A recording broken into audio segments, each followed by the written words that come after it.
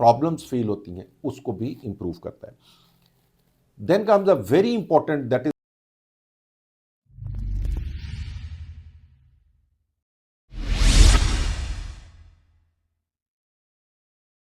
आज हम डिस्कस करेंगे आफ्टर 40 कौन से आपको सप्लीमेंट्स की ज़रूरत होती है जिसकी वजह से लाइफ स्पैन बढ़ सके। मैं डॉक्टर हारून रशीद हूं और आज हम डिस्कस करेंगे सबसे पहले तब्दीलियां हमारी क्या होती हैं जिस्म में और उसकी वजह से हमने सप्लीमेंट कौन से लेने हैं। तो इसके एंड के ऊपर वीडियो में मैं एक ऐसा कॉमन चीज़ बताऊंगा जो आपके घर में मौजूद होती है और आपको बहुत से बेनिफिट कर सकती है ज़िंदगी के लाइफ स्पैन को बढ़ाने के लिए। फर्स्ट ऑफ ऑल हम आते हैं कैल्शियम की तरफ। तो कैल्शियम जो है बेसिकली ये इसकी डोज जो है 1000 मिलीग्राम होती है और ये कमी की वजह से आपकी बोन की डेंसिटी कम हो रही होती है जिससे बोन्स में दर्द रहना शुरू हो जाती है और फ्रैक्चर का इंसिडेंस बहुत ज़्यादा बढ़ता है। इसके साथ विटामिन K2 का जो एलिमेंट है वो लेना बहुत ज़रूरी है। सप्लीमेंट 75 माइक्रोग्राम उसकी डोज है और इसका मेन काम ये है कि ये कैल्शियम को बेसिकली डिपॉजिट होने से बचाता है खून की नालियों में, जिसकी वजह से आपकी खून की नालियाँ तंग हो जाती हैं सम टाइम और हार्ट अटैक आता है। तो विटामिन K2 को कभी लेना ना भूलिए। जब भी आपने कैल्शियम लेनी है ये ले ताकि ये इसको हड्डियों में डायरेक्ट कर सके और कैल्शियम जो है वो बजाय ब्लड वेसल्स के हड्डियों में डिपॉजिट हो सके। तीसरा सप्लीमेंट विटामिन D3 है। तो ये 1000 mg से लेकर के 5000 mg डेली होता है, बट अगेन डिपेंड्स कि आप में डेफिशिएंसी कितनी है। और इसका जो मेन सोर्स है वो सनलाइट है और इसी ने आपको कैल्शियम को डिपॉजिट करने के लिए भी मदद देनी होती है। उसके बाद ओमेगा 3 फैक्टर बहुत बड़ा एक इंपॉर्टेंट है जो 40 प्लस पे लेना चाहिए। तो ओमेगा 3 की जो डोज है बेसिकली वो 1 ग्राम से लेकर के 2 ग्राम है। तो इसमें ओमेगा 3 इंडेक्स बकायदा कैलकुलेट किया जाता है जिसपे आपकी ज़िंदगी का लाइफ स्पैन जो है वो डिपेंड करता है। इवन अमेरिका में इट्स ओमेगा 3 इंडेक्स जो है वो 5 है और जापान में इट्स अबाउट 10।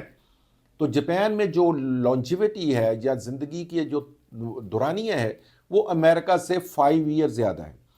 तो ये ना सिर्फ आप जॉइंट की इन्फ्लेमेशन के लिए बेहतर है बल्कि आपको ये दिल को अटैक से बचाता है और ब्रेन को उसकी फंक्शनिंग हालत में रखता है और अल्जाइमर वगैरह की डिजीज़ जो है उससे बचाता है ताकि आपकी याददाश्त जो है वो इंटैक्ट रहे और आपकी सोचने और फोकस करने की सलाहियतें सही रहें। देन वेरी इंपॉर्टेंट जिसको मिस किया जाता है दैट इज़ मैग्नीशियम। और मैग्नीशियम जो है वो इवन यूएसए में 70% लोग इसमें डेफिशिएंट हैं। इसका ब्लड का टेस्ट इसलिए पॉजिटिव नहीं आता कि ये सेल के अंदर पाई जाती है, ब्लड में नहीं होती। तो बेहतरीन फॉर्म जो है वो मैग्नीशियम ग्लाइसिनेट है और मैग्नीशियम थ्रियोनेट है।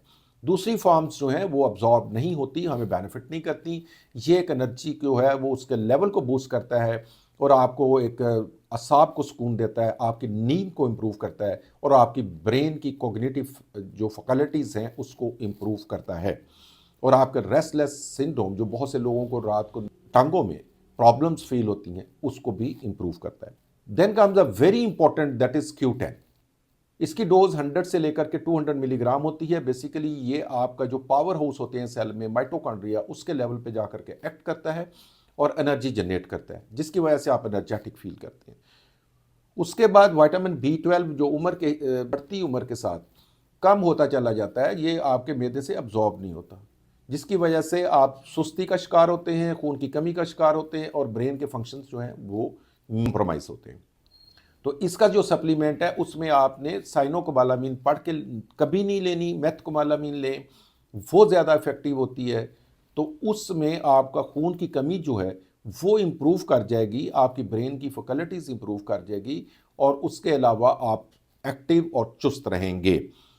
फिर कोलेजन एक बहुत इंपॉर्टेंट फैक्टर है, ये 30s के बाद ही कम होना शुरू हो जाता है, 1% हर साल कम होता है जिससे रिंकल्स और फाइन लाइंस आपकी पड़नी शुरू हो जाती है, स्किन सैगी होती है। तो यहाँ पे कोलेजन सप्लीमेंट्स लेने चाहिए जो मेनली पेप्टाइड फॉर्म में होना चाहिए या फिर हाइड्रोलाइज कोलेजन होना चाहिए ताकि वो आपके मैदे से बेहतर अब्जॉर्ब हो। As a whole collagen absorb नहीं होता और 28 किस्म के कोलेजन होते हैं। इसमें 1 और 3 आपकी स्किन में पाया जाता है, बाकी जो है आपके मसल्स में, खून की नालियों में और आपके पट्ठों में और आपकी हड्डियों में भी पाया जाता है। तो इसके एंड पे मैं घर में बताऊं कि ये एक हल्दी का एलिमेंट जो है वो घर में मौजूद होता है। 40 के बाद इसको रूटीन में आप 1 टीस्पून जो है वो हनी के अंदर या दूध के अंदर लेना अपनी ज़िंदगी का रूटीन बना दें क्योंकि इसमें जो एक्टिव है वो कोकाविन है और वो एंटी इन्फ्लेमेटरी है और बहुत सारे जॉइंट्स में और आपके ब्लड वेसल में जो इन्फ्लेमेशन चल रही होती है, जॉइंट्स में चल रही होती है, ब्रेन में चल रही होती है, गुर्दों में चल रही होती है, जिसकी वजह से ऑक्सीडेटिव स्ट्रेस और आप एजिंग कर रहे होते हैं, जिसकी वजह से आपके ऑर्गन्स खराब, ये तमाम के लिए एक तीर बहादुर नुस्खा है। इल्मी जुस्तजू के मेरा साथ देने का शुक्रिया। इसी तरह की यूजफुल वीडियो देखने के लिए अपनी और अपनी फैमिली की सेहत को बचाने के लिए मेरा साथ दीजिएगा। Thank you very much.